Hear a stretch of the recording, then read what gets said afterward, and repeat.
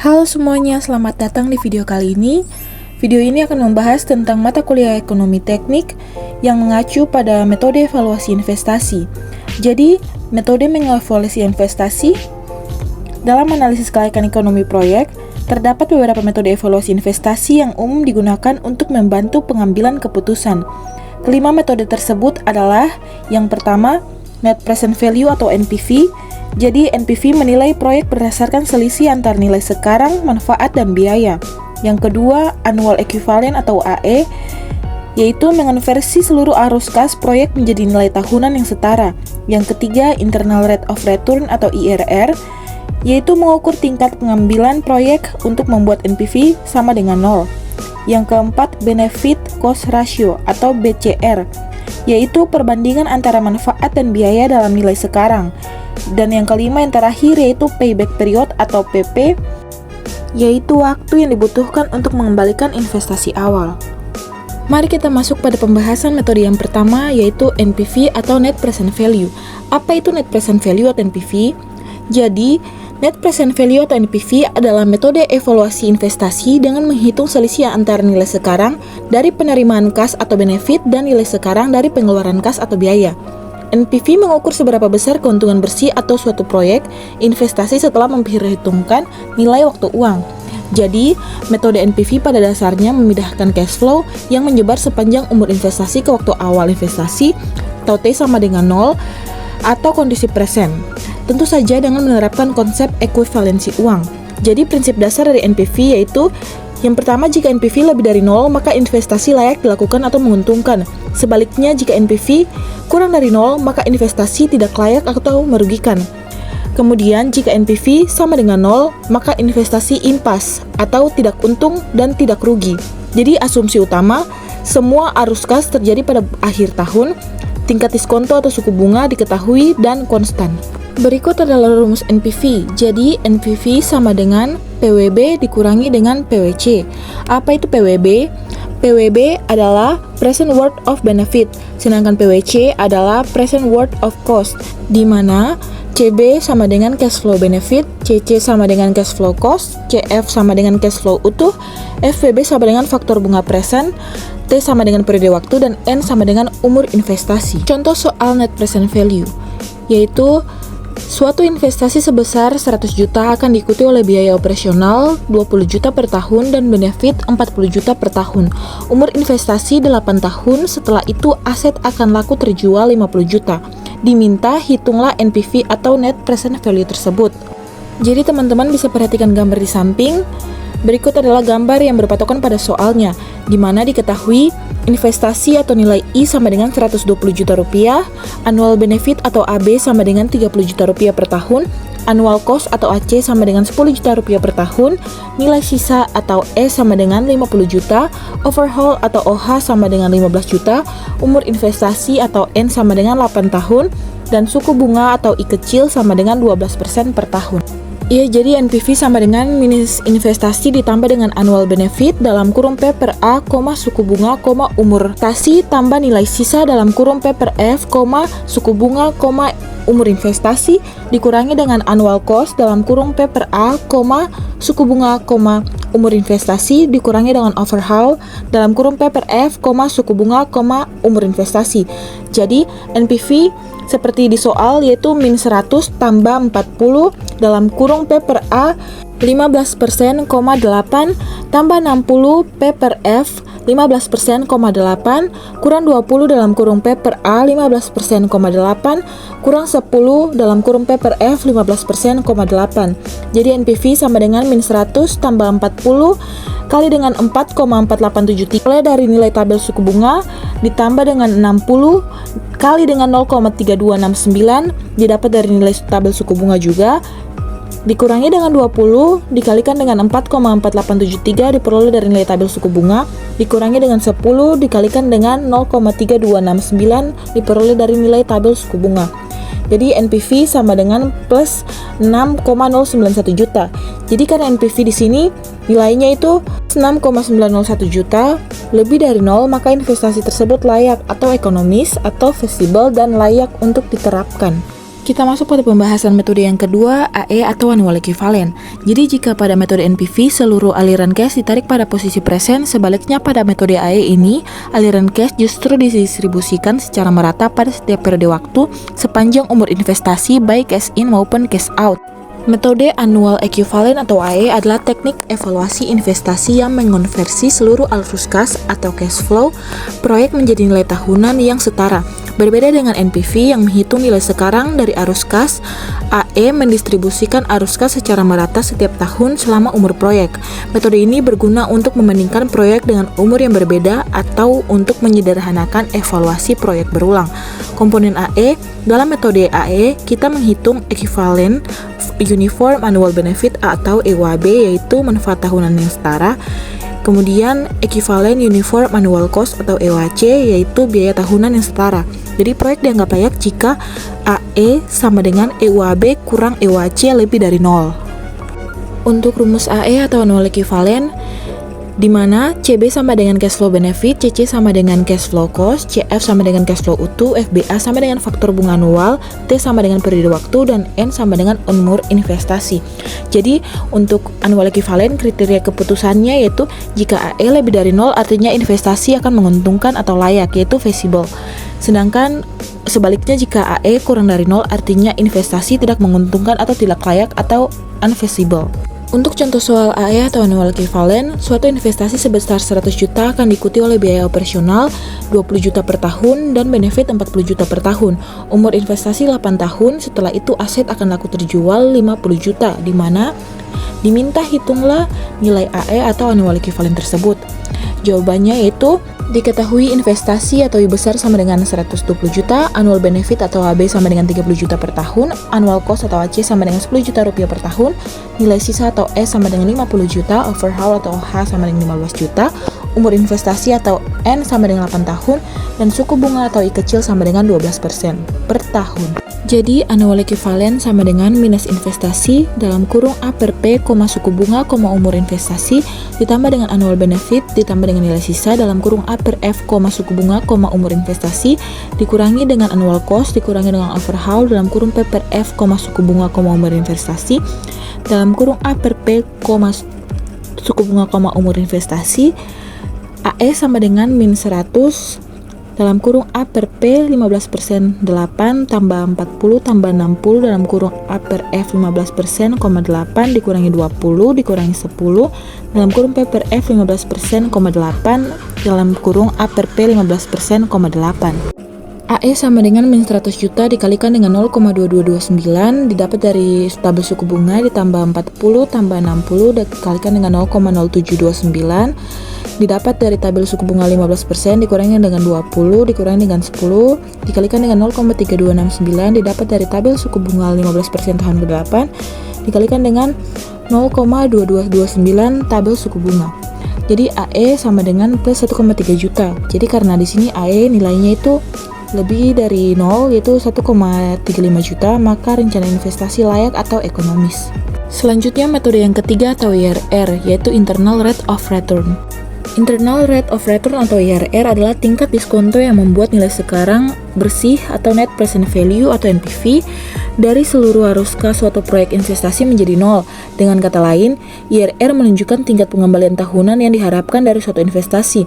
Jika IRR melebihi tingkat pengembalian minimum yang diinginkan atau hurdle rate, maka proyek dianggap layak atau dijalankan. Jadi fungsi IRR di sini yaitu yang pertama, menilai kelayakan suatu proyek investasi, yang kedua membandingkan efisiensi antara beberapa proyek investasi, yang ketiga menentukan prioritas proyek berdasarkan tingkat pengembalian. Di sini ada 3 kriteria keputusan IRR, yaitu yang pertama jika IRR lebih dari tingkat pengembalian minimum, maka proyek akan dijalankan. Yang kedua, jika IRR sama dengan tingkat pengembalian minimum, maka proyek impas. Yang ketiga, jika IRR kurang dari tingkat pengembalian minimum, maka proyek tidak layak dijalankan.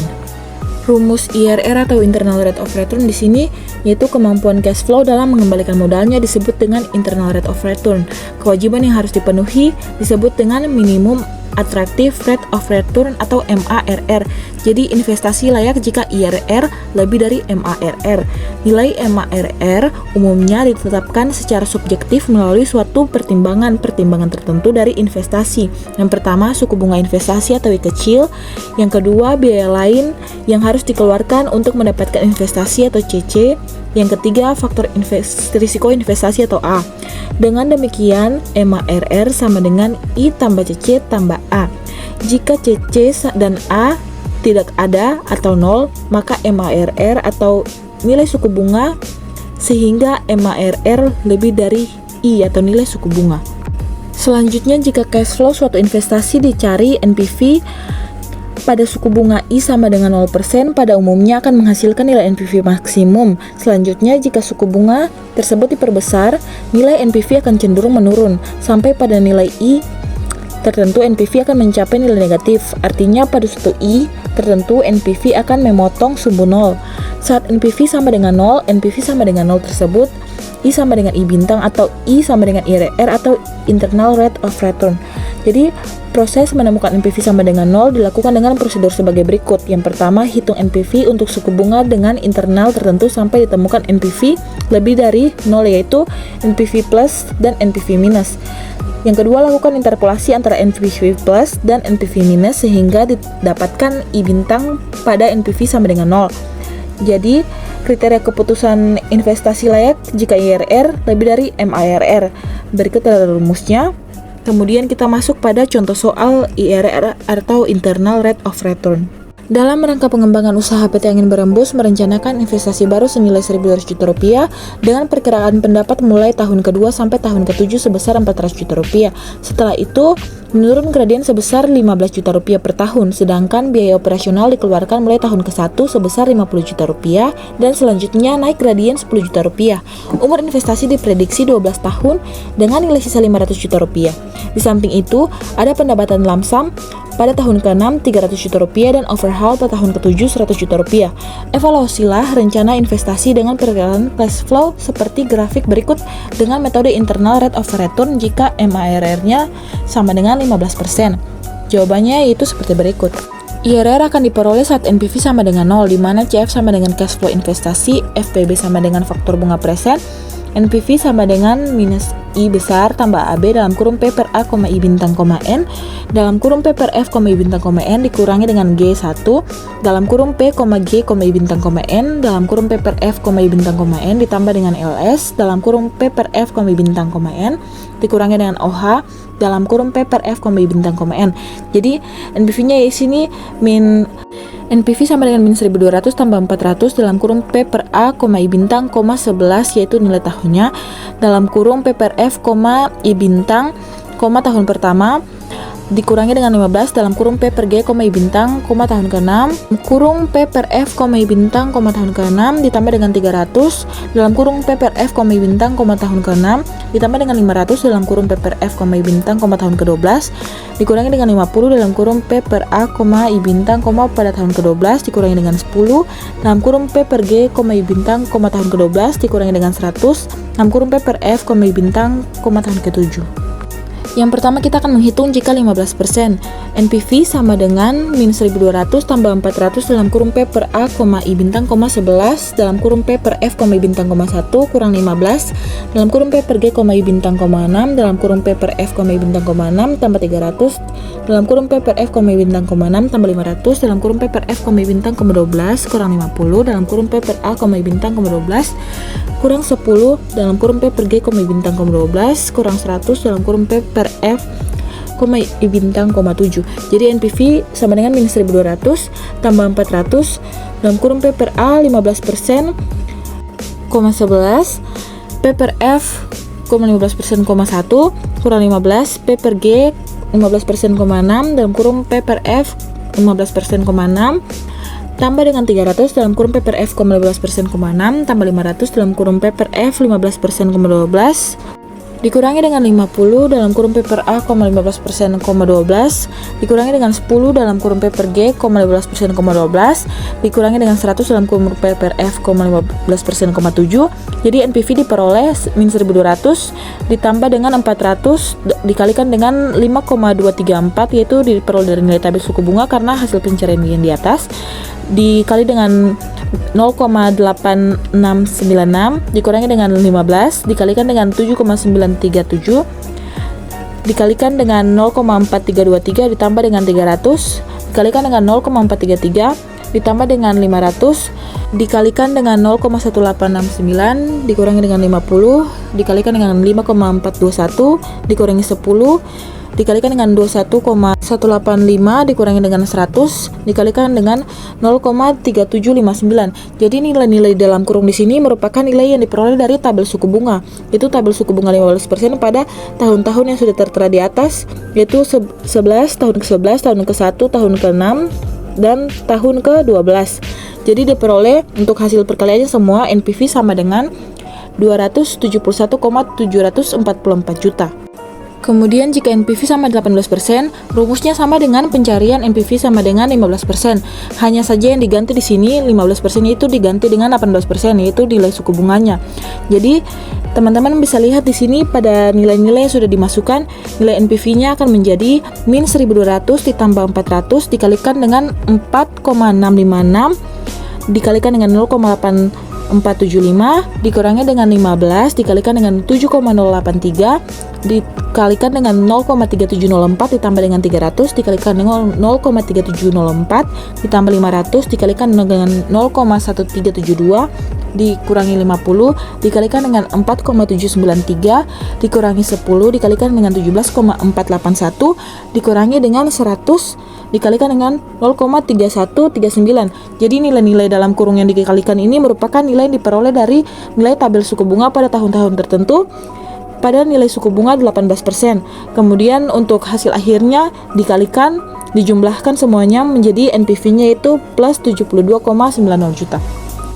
Sama seperti penyelesaian 15 dan 18%, 20% juga hanya diganti nilai suku bunganya, yaitu dengan nilai suku bunga 20%.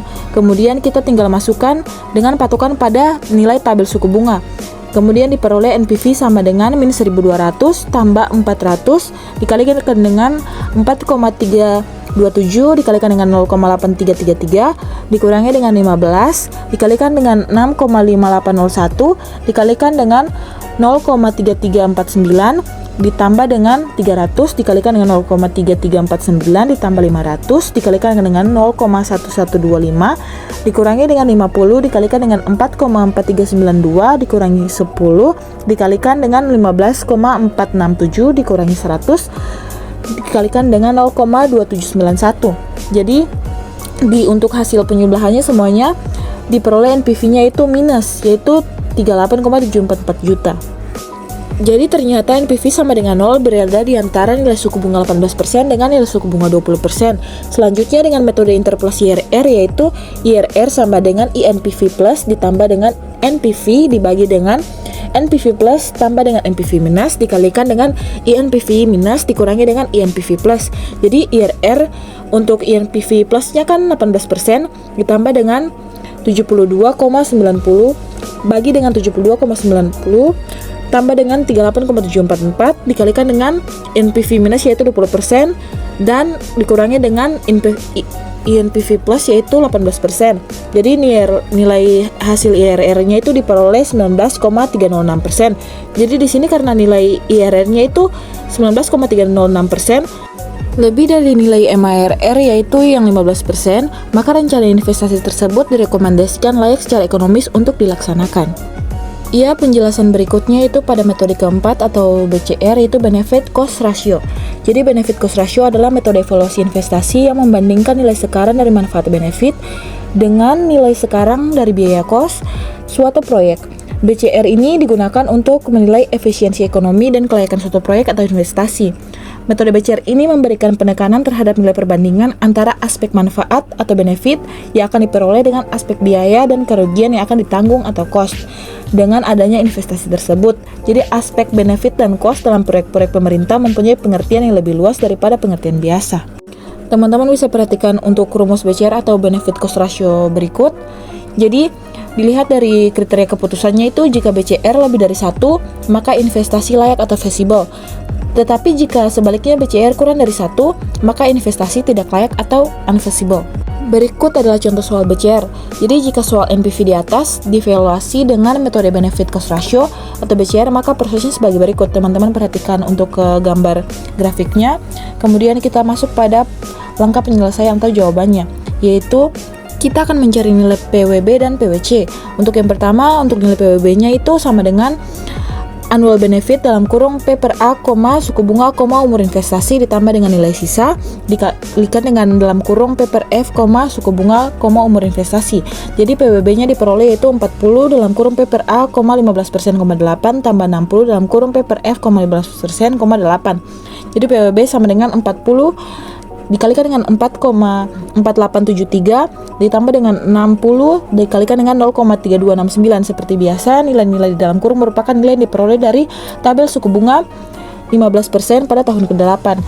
Jadi PWB-nya itu diperoleh 199,106. Selanjutnya untuk mencari nilai PWC sama dengan investasi ditambah dengan annual cost dalam kurung P per A, suku bunga, umur investasi ditambah dengan overhaul dalam kurung P per F, suku bunga, umur investasi.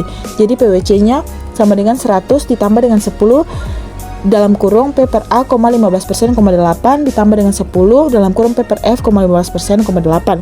Di sini kita masukkan nilai-nilainya, maka PWC sama dengan 100 ditambah dengan 10 dikalikan dengan 4,873 ditambah dengan 10 dikalikan dengan 0,3269. Jadi PWC-nya diperoleh hasil 184,142. Ya, jadi BCR sama dengan PWB dibagi dengan PWC.